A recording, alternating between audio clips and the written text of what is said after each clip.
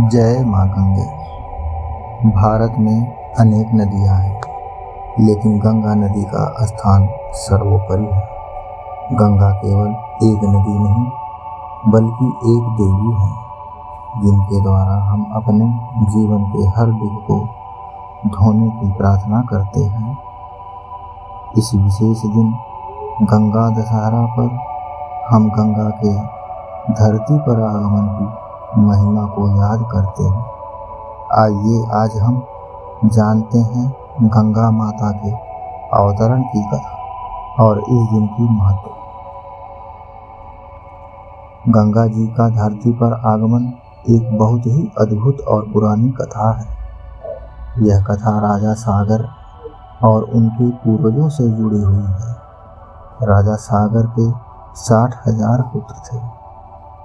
एक बार उन्होंने भगवान इंद्र से अश्वमेध यज्ञ किया, लेकिन उस यज्ञ के दौरान इंद्र ने उनका अश्व चुराकर एक ऋषि के आश्रम में बांध दिया। इससे राजा सागर का मन टूट गया। राजा सागर के सारे पुत्र ने यज्ञ की प्रतिष्ठा पुनः स्थापित करने के लिए प्रयत्न किए, लेकिन उन्होंने ऋषि के शाप के कारण अंत में अपने प्राणों की आहुति दे दी। इन सभी घटनाओं के बाद राजा सागर के पौत्र भागीरथ ने भगवान शिव की घोर तपस्या की। भगवान शिव ने उनकी तपस्या से प्रसन्न होकर गंगा माता को आकाश से धरती पर लाने का आशीर्वाद दिया। गंगा माता जो आकाश में स्थित थी, उनके धरती पर अवतरण के समय इस पृथ्वी की वसुंधरा उनके वेग को सहन नहीं कर पाई। तब भगवान शिव ने गंगा को अपने जटाओं में समाहित किया।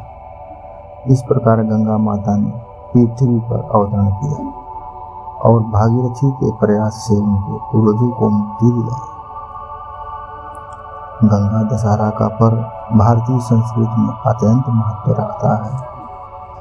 यह पर्व ज्येष्ठ शुक्ल दशमी को मनाया जाता है, जो गंगा के धरती पर अवतरण का दिन है। इस दिन विशेष रूप से गंगा स्नान का महत्व है, क्योंकि कहा जाता है कि गंगा में स्नान करने से सभी पाप समाप्त हो जाते हैं और पुण्य की प्राप्ति होती है।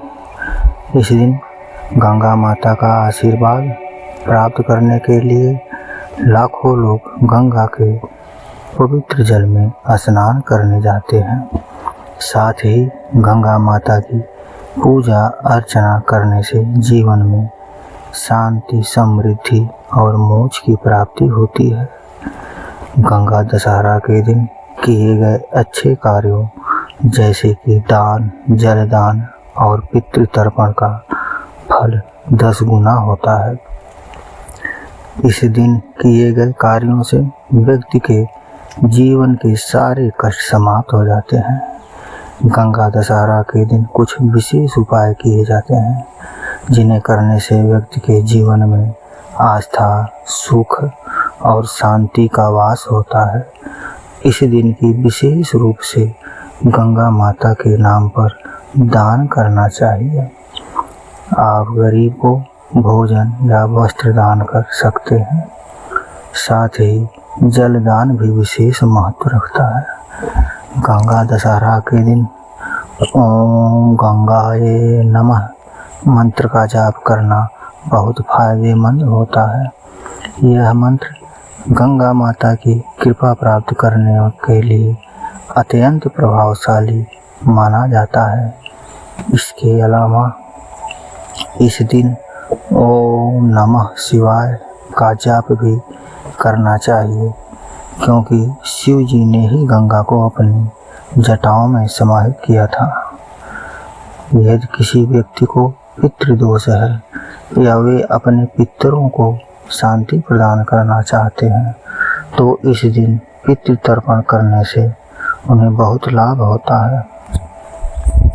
माँ गंगा केवल एक नदी नहीं है, बल्कि देवी है, जो हमारे पापों को धोने, हमारे जीवन को शुद्ध करने और हमें मोक्ष के मार्ग पर चलने का आशीर्वाद देती हैं। हम सभी को इस दिन का सही तरीके से मनाना चाहिए और अपनी आस्थाओं के साथ गंगा माता की पूजा करनी चाहिए।